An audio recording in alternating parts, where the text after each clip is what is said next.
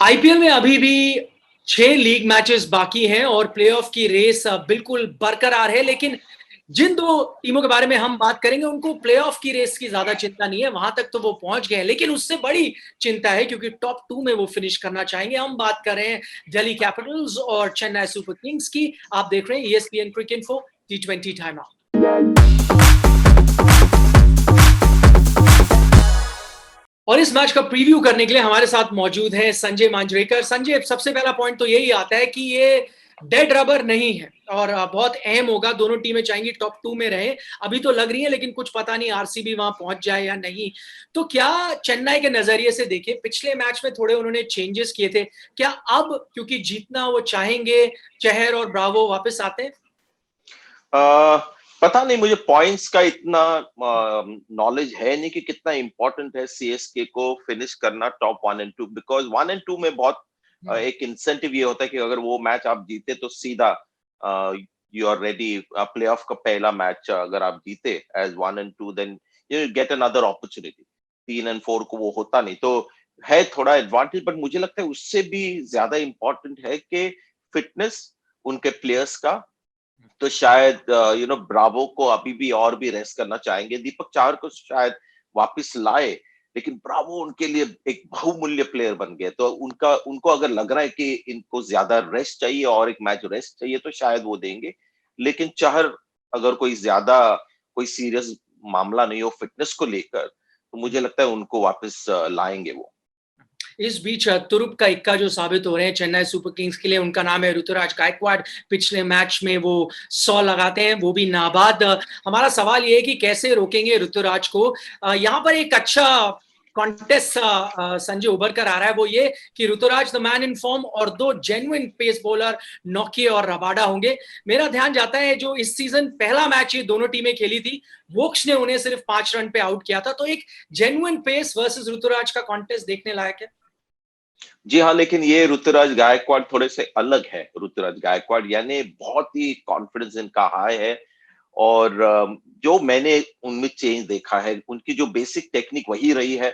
वो ऐसा नहीं है कि मैक्सवेल की तरह एक T20 का गेम खेल रहे 360 डिग्री वाला। वही बेसिक जो शॉट्स होते हैं, मेन शॉट्स, उसका ही वो एक्सटेंड कर रहे हैं, ज्यादा पावर से मार रहे हैं। पहले मैच में शायद जब उन्होंने स्कोर बनाया यूएई में, तो थोड़ा एक रिवर्स लैप और सब खेला था। उसके बाद अभी उनको बिल्कुल उसकी जरूरत नहीं पड़ रही, क्योंकि नॉर्मल शॉट्स पे उनके छक्के आ रहे हैं। तो ये एक उदाहरण है कि अगर किसी भी प्लेयर के फंडामेंटल्स अच्छे हो और थोड़ा सा टेम्परामेंट अच्छा और फिर कॉन्फिडेंस इस बंदे में आ जाए, तो किस तरह की क्रिकेट वो खेल सकता है। और वो ऋतुराज गायकवाड़ ने दिखाया। मुझे लगता है एक ही फर्क उनमें शायद आया होगा पिछले साल में और इस साल में, इस थोड़ा सा पावर का गेम। शायद स्ट्रेंथ पे उन्होंने बहुत काम किया और यही एक फर्क है, बाकी उनके पास सब कुछ था ही।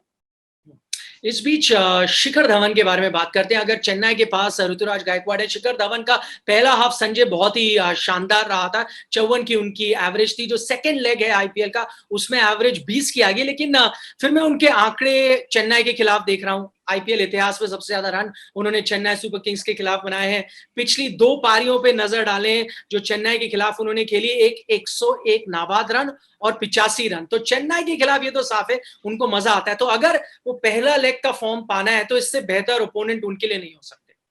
जी हाँ, क्योंकि होता है कि एक टीम के खिलाफ अगर आपकी अच्छी मेमोरीज है तो वापस वो आ जाते हैं, लेकिन अगर आप बिल्कुल आउट ऑफ फॉर्म हो तो फिर कोई भी टीम सामने हो आपको कठिन ही लगेगा चैलेंज। धवन का ये जो रन कम हो गया, इसके पीछे ऐसा कोई ऑब्वियस कारण नहीं नजर आ रहा। जैसे ईशान किशन और सूर्य कुमार यादव का फॉर्म था, लग रहा था हार्दिक पांड्या की बहुत ही स्क्रैची लग रहे हैं, कॉन्फिडेंस लो है, लेकिन शिखर धवन सिर्फ आउट हो रहे और रन नहीं बन रहे। तो मेरा तो ये मानना है कि इस लंबे आईपीएल सीजन में ऐसे कभी-कभी दौर आते हैं कि 3-4 इनिंग्स आप फेल हो जाते हो। अगर वो उनको अफेक्ट नहीं कर रहा है तो आज ही या कल भी या परसों भी उनका फॉर्म आ सकता है, क्योंकि दूर से तो देख के ऐसा नहीं लग रहा था कि उनका सेल्फ कॉन्फिडेंस कम हो गया या कोई बड़ी गलतियां कर रहे, सिर्फ आउट हो रहा है शिखर धवन जल्दी। और वो शायद कभी भी बदल सकता है, क्योंकि फॉर्म तो लग रहा है उनके पास अभी भी है।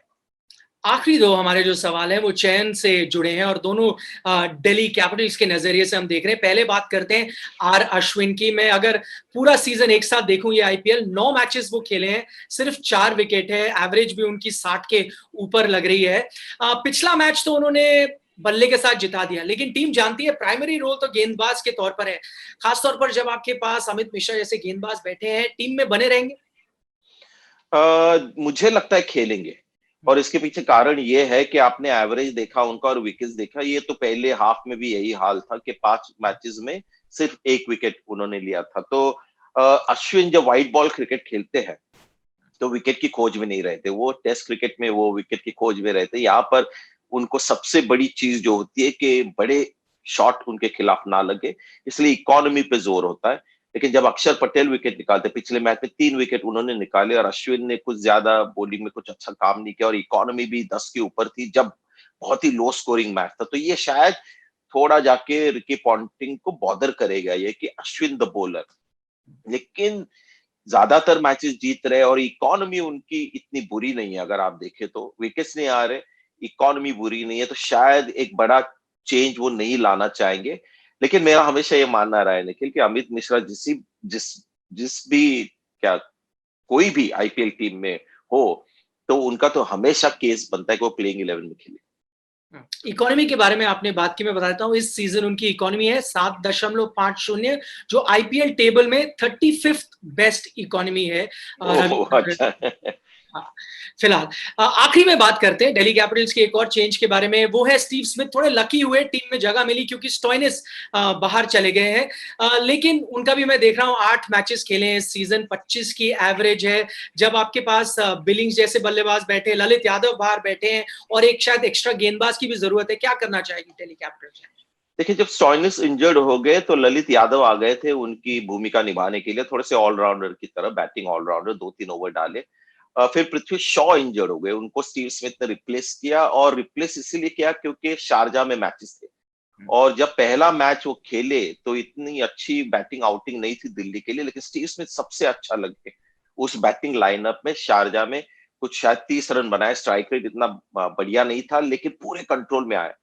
तो जब शॉ फिट हो गए तो उन्होंने एक अच्छा निर्णय लिया कि स्टीव स्मिथ को हम रखते हैं टीम में, क्योंकि इस पिच के ऊपर जहां बॉल टर्न होती है, इनका एक्सपीरियंस और स्पिनर्स के खिलाफ बहुत अच्छा खेलते हैं, उनको रखे।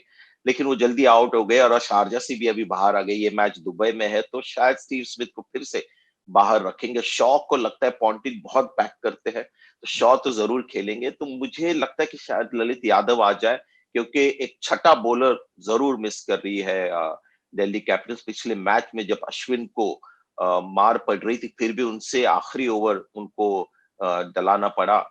तो शायद वो छठे बॉलर की खोज में ललित यादव को फिर से मौका मिले। संजय, बहुत बहुत शुक्रिया इस पूरी चर्चा के लिए। आप देख रहे थे ESPN क्रिक इन्फो T20 टाइम।